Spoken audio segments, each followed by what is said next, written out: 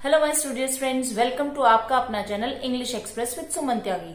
तो आज की इस वीडियो में हम पढ़ेंगे क्लास 11th की बुक स्नैपशॉट का सेकंड चैप्टर, जिसका नाम है द एड्रेस। अगर आपको ये वीडियो पसंद आए तो इसे लाइक एंड शेयर जरूर कीजिएगा, और अगर आप इस चैनल पर नए हैं तो सब्सक्राइब करके बेल आइकन को प्रेस कर दें ताकि आगे आने वाले सारे नोटिफिकेशंस आपको टाइमली मिल सके। तो आइए चलिए पढ़ते हैं the address.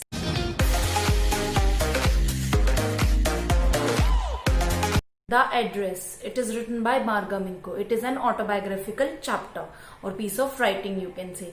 Marga Minko, who was born in 1920, grew up in a Jewish family of 5 children in Breda. And unlike her sisters, brothers and parents, she escaped being arrested and went into hiding during Second World War. अब अगर हम बात करें कि second world war की, second world war में Hitler ने अपने सारे लोगों को, जो नाजीज थे, उनको जूइश फैमिलीज के पीछे लगा दिया था कि they have to collect all the people, all the Jewish and send to concentration camp. Concentration camp था कि वहां पर उन लोगों को, जूइश लोगों को ले जाकर उनको टॉर्चर किया जाता था, उनको एक्सप्लॉइट किया जाता था, एंड बहुत सारे लोगों को तो वहां पर मर्डर भी कर दिया था। एंड उन केसेस में जब लोग अपने आप को, जूइश लोग अपने आप को प्रोटेक्ट कर रहे थे, कुछ लोगों ने अपने आप को छुपा लिया था अलग अलग जगह पर।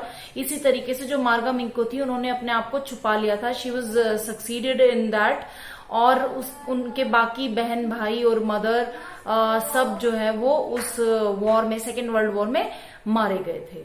तो she was the only survivor from the family. Second world war के कुछ सालों बाद मार्गा मिंको अपने होम टाउन आती हैं किसी से मिलने। अब जब वो जिससे मिलने आती हैं, उनके घर का डोर नॉक करती हैं, तो वहां से एक लेडी डोर ओपन करती है और उनका नाम होता है मिसेस डॉर्लिंग।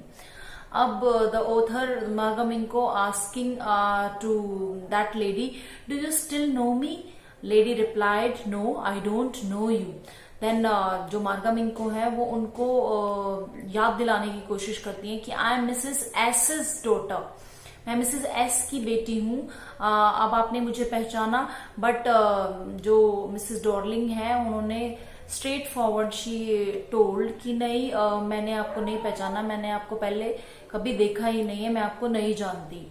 एंड जो मार्गा मिंको है, she just trying to explain herself कि हो सकता है मैं गलत एड्रेस पर आ गई हूँ, हो सकता है मैं गलत हाउस को या गलत लेडी को अप्रोच कर रही हूँ। तो she was just trying to explain that thing to Mrs Dorling. अब जब वो ये बात कर रही है तो मिसेस डॉर्लिंग थोड़ा सा दरवाजा और खोल देती है, जिससे कि उन्होंने जो पहना हुआ है, उन्होंने कार्डिगन पहना हुआ है जिसके वुडन बटन्स हैं, वो मार्गा मिंको उसको रिकॉग्नाइज कर लेती हैं, उस कार्डिगन को पहचान लेती हैं कि जो कार्डिगन है वो उनकी मदर का है। तो अब उनको ये रियलाइज हो जाता है कि I am on the right address, और the lady is not trying to recognise me, she is pretentious. मतलब वो ऐसा प्रिटेंड कर रही हैं, उन्होंने पहचान लिया होगा बट वो ऐसा प्रिटेंड कर रही हैं कि उन्होंने मुझे नहीं पहचाना। अब वो उनको याद दिलाने की कोशिश करती हैं, तो वो उनसे पूछती हैं, have you come back? Means she recognised her. वो कहती है कि क्या तुम वापस आ गए? मैंने ऐसा उम्मीद नहीं की थी कि तुम्हारे घर में से कोई वापस आएगा। तो in the response of that Marga Minco said, yes no one had come back, only me. सिर्फ मैं बची हूँ, बाकी कोई हमारे घर में से बचा ही नहीं है सेकेंड वर्ल्ड वॉर में। ठीक है। अब जो डोर ओपन था तो उसमें से थोड़ी सी पीछे से घर के अंदर से थोड़ी डस्टी स्मेल आ रही थी, मस्टी स्मेल आ रही थी। तो जिसके चलते the lady actually trying to ignore Marga Minco, and she said कि this is not right time to meet me, और this is not convenient for me to get you inside the house.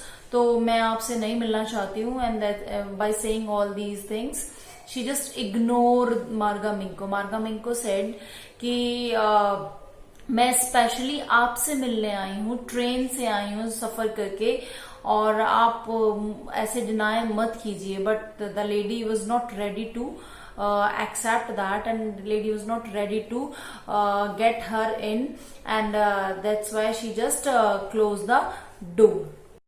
जो Mrs Darling है वो ऐसे pretend क्यों कर रही हैं कि वो उनसे बात नहीं करना चाहती या वो उनको जानती नहीं है, ऑल्दो उनकी कॉन्वर्सेशन से पता चल गया है कि शी रिकॉग्नाइज्ड हर, क्योंकि उन्हें लगा कि वो अपनी मदर की बिलोंगिंग्स मुझसे लेने आई हैं।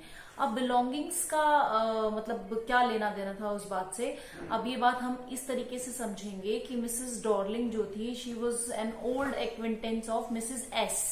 Mrs S means the mother of मार्गा मिंको।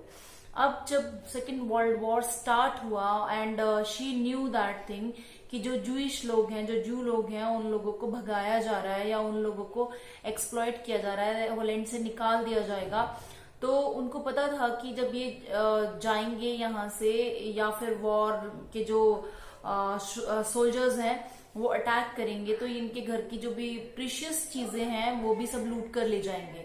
तो उससे पहले ही वो उनको ये एश्योरेंस देती है मिसेस डॉर्लिंग मिसेस एस को कि मैं आपकी ये सारी प्रीशियस चीजें, जो भी एक्सपेंसिव चीजें हैं, वो अपने घर में संभाल कर रख लूंगी और whensoever you will come back after the war, I'll give you back all these things। अब उनमें क्या क्या चीजें थी, उनके घर में बहुत एक्सपेंसिव चीजें थी, they were actually rich, तो they were having the silver cutlery and the crockery and antique plates and big vases and so many things which are made up of silver and the expensive material। अब वो बहुत old acquaintance था, एकदम से उन्होंने अपनी जान पहचान को रिन्यू किया। मिसेस डॉर्लिंग ने मिसेस एस के साथ अपनी जान पहचान को रिन्यू किया, उनके घर आना जाना शुरू किया और जब भी वो उनके घर आती थी तो बहुत सारा सामान, बहुत सारा एक्सपेंसिव सामान अपने साथ सूटकेस में भरकर ले जाती थी। And once when Marga Minco was at home and she just recognize that कि रूम से कुछ चीजें जो हैं वो मिस हो गई हैं या रूम में कुछ चीजें नहीं हैं। जो उनके डेकोरेटिव आइटम्स थे, काफी एक्सपेंसिव थे, वो रूम से मिसिंग है। तो she just asked her mother about those and mother just replied that ki all these things I have given to Mrs. Dorling to kept those things in safe custody, क्योंकि जब war के बाद हम लौटेंगे तो हम उनसे ये सारी चीजें ले लेंगे। उन्होंने ये मुझे एश्योर किया है, इनफैक्ट उन्होंने मुझे इंसिस्ट किया है इस चीज के लिए कि आप वो सारी एक्सपेंसिव चीजें मुझे दे दो, अपनी इतनी सुंदर जो कलेक्शन है आपकी वो सब मुझे दे दो और उसके बाद जब आप वापस लौटेंगे तो मैं इनको सेफ रखूंगी एक अलग अलमीरा में एंड आपको वापस कर दूंगी। तो इस तरीके से जो मिसेस डॉर्लिंग थी उन्होंने मिसेस एस का फायदा उठाया एक तरीके से। और मैंने एक बार उनको सामान ले जाते हुए नोटिस किया मार्गा मिंको ने, और उन्होंने पूछा does she live far away mother, क्या वो हमसे बहुत दूर रहती है? And the mother just said no, she is living in the number 46 Marconi Street. That was the address told by my mother. मैं बहुत अच्छे से जानती नहीं थी उनको और मैं कभी उस एड्रेस पर गई भी नहीं थी, बट मैंने उनको अपने घर से निकलते हुए सूटकेस भर के चीजें ले जाते हुए देखा था एंड उनको देख के लग रहा था कि उनके शोल्डर में और नेक में पेन होता होगा इतना वेट उठाने से। बट जब भी वो हमारे घर आती थी, मार्गा मिंको बोलती हैं, जब भी वो हमारे घर आती थी तो वो इसी तरीके से सूटकेस भरकर सामान ले जाती थी। अब जब वॉर के बाद मैंने बहुत वक्त तक तो उनको अप्रोच करने की कोशिश ही नहीं की, क्योंकि मुझे ऐसे लगता था कि वो चीजें जो मेरे घर से हैं, घर की हैं, जो बिलोंगिंग्स हैं, मेरी मदर की बिलोंगिंग्स हैं, उनको देखकर मुझे परेशानी होगी, मुझे उनकी याद आएगी या वो सारी चीजें मेमोरीज को कन्फ्रंट करा देंगी, मुझे सारी चीजें याद आ जाएंगी वापस, मुझे अपने सिस्टर ब्रदर, अपने फादर मदर सब याद आ जाएंगे। तो इसलिए मैंने कुछ दिनों तक तो उनको अप्रोच ही नहीं किया। उसके बाद जब चीजें धीरे धीरे सेटल होने लगी, वॉर के बाद की जो कंडीशन है वो ठीक होने लगी, जो अपना रूम है वो अपना लगने लगा, अनथ्रेटेंड हम अपने बेड में सोने लगे, तब मुझे उन चीजों की फिर बहुत याद आई। मैं मिस करने लगी कि काश वो मेरे पास होती, वो बिलोंगिंग्स, वो मेरे घर की चीजें, तो मुझे बहुत अच्छा लगता या वो एक कमी पूरी कर देती मेरी फैमिली की। तो इसके लिए मैंने डिसाइड किया कि मैं जाऊंगी उस पर्टिकुलर एड्रेस पर जो मेरी मदर ने मुझे बताया था, जो था मार्कोनी स्ट्रीट नंबर 46। अब पहली बार जब मैं वहां पहुंची तो I was not succeeded as I told, लेकिन जब मैंने डिसाइड किया कि मैं वापस नहीं जाऊंगी और सेकेंड टाइम मैंने विजिट किया उस घर को, तो इस बार दरवाजा एक 15 years ओल्ड गर्ल ने खोला. Might be she is the daughter of Mrs Dorling, and I asked about her mother was at home. She said no, my mother's doing an errand, कोई छोटा मोटा काम करने के लिए बाहर गए हैं. No matter, I said I will wait for her, means मैं वेट करूंगी और उनसे मिलकर ही जाऊंगी. एक्चुअली जो मोटिव था मार्गा मिंको का वो ये था कि she just enter into the house and can see all these things, all these belongings over there, whether they are there or not. And as she entered into a room where she just that girl made her sit, so many things those are belonging of Marga Minko's house were presented over there. जहां पर मार्गा मिंको को उस girl ने बिठाया था उस living room में, मार्गा मिंको ने ऑब्जर्व किया हनु कैंडल होल्डर, जिसको उन्होंने कभी यूज ही नहीं किया था क्योंकि वो बहुत भारी था. And another thing is woollen table cloth, जो जिस पर एक बर्न मार्क था. उन्होंने देखा कि वो टेबल क्लॉथ वहां पर टेबल पर बिछा हुआ है, तो she was trying to check whether that burn mark is there और not, and she found that over there. तो मीन्स जो मिसेस डॉर्लिंग थी उन्होंने उनके सामान को सेफ गार्ड नहीं किया था, संभाल कर नहीं रखा था, और वो उन सामान को इस्तेमाल कर रही थी. And another thing is white teapot she observed over there with a golden line border, and antique box for spoon, cutlery के रखने के लिए, स्पून्स रखने के लिए एक एंटीक बॉक्स, वो भी उन्होंने वहां पर देखा. And still life with an apple on the pewter plate, जो पेटर प्लेट थी उस पर स्टिल लाइफ की जो कार्विंग हो रखी थी वो भी उन्होंने नोटिस की कि ये प्लेट हमारी है, जो डेकोरेशन के लिए हमने वॉल्स पर लगा रखी थी. The spoon, forks, knives, all made of silvers, and all these items they are using at that time. तो जो मार्गा मिंको थी, she was not feeling good by seeing all her mother's belonging in use on a strange place. अब जो प्यार लगाव उन चीजों से था, जो मेमोरी जिससे वो कनेक्टेड फील कर रही थी, अब कहीं मिसिंग था.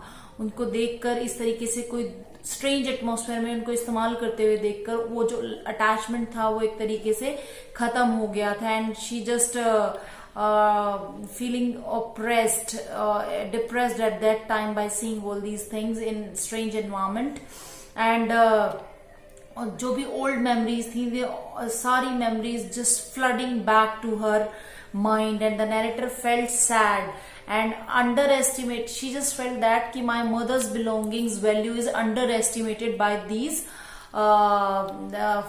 by this family or by this lady, and she did not want to remember the address and go back to it again.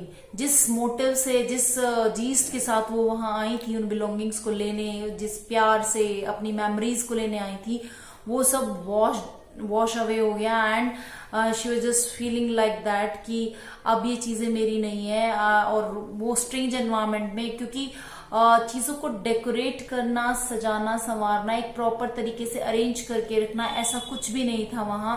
बस वो यूज हो रही थी वहां पर, तो उनकी जो वैल्यू थी, उनकी जो आप कह सकते हैं एक वर्थ जो है वो एक तरीके से डिस्ट्रॉय हो चुकी थी. That's why she was not feeling good about those. And objects linked in memory lose their importance when cut off from them. They are seen in strange surroundings. तो उनके लिए अब वो useless हो गया था. And the narrator felt that she had no place for them. अब उन्हें लगा कि ये इन चीजों के लिए मेरे दिल में, ना मेरे घर में कोई जगह नहीं है, क्योंकि ये अब मेरी मदर की मेमोरी नहीं है. ये चीजें, ये सब चीजें ये फैमिली यूज कर रही है, तो अब इनके आइटम्स हो गए हैं या एक बेतरतीब यहाँ पर फैले हुए हैं, तो ये हमारे आइटम नहीं हो सकते. मेरी मदर की मेमोरी इनसे कहीं दूर चली गई है. And the narrator decided to forget the past and move on in life. और ऐसा सोच के वो बिना मिसेस डॉर्लिंग से मिले ही घर से निकल गई वापस। अब उनके माइंड में सिर्फ ये बात थी कि ये चीजें, ये बिलोंगिंग्स मेरी मदर की मेमोरीज को नहीं रखती, तो मैं इनको नहीं वापस लूंगी क्योंकि ये मुझे हॉन्ट ही करेंगी, ये मुझे प्लीज नहीं करेंगी, ये मुझे खुशी नहीं देंगी, ये मुझे सिर्फ डराएंगी या एक ऑकवर्ड फीलिंग देंगी कि इतनी सुंदर चीजें जो मेरी माँ इतनी तरीके से अरेंज करके रखती थी, इन्होंने उनको बेतरतीब इस्तेमाल किया है और मेरी माँ की जो टच था, मेरी माँ की जो मेमोरी थी, वो सब खो दिया है। So that's all about the chapter. Thank you so much for watching video.